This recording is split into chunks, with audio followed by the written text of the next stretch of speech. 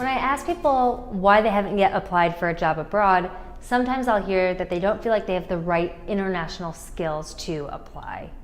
The reality is that we have many, many skills that are of interest to international employers. We're just not thinking about them as skills. So let me take a minute to talk about transferable skills.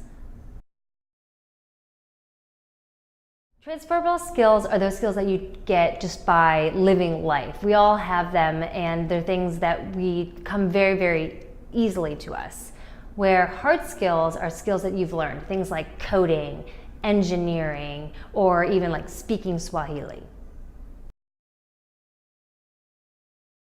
Once I listed out those skills, I also thought about other things that I had done that I thought would be very interesting to a foreign employer. For example, I had gone to a 4-year accredited USA university, and it happened to be a university that was very multinational and quite large.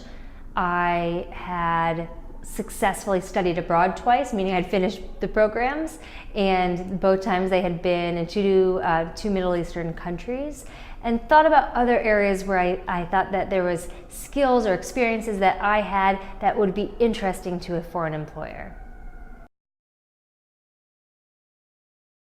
So when I started applying for jobs, not only was I thinking about some of those hard skills that I had, for example, me personally, communications, public relations, writing, those were the hard skills that they were looking for. But they were also looking for other skills, and they came up as things that were desired by an employer. And for me, a lot of times it was around things about like understanding the diversity of the region in the Middle East. And so I was able to take my transferable skills, in this case, having studied abroad twice, having studied about the region in college, I was able to create a story about how I understood the diversity of the region based on these transferable skills that I had just gained through studying and through living, really.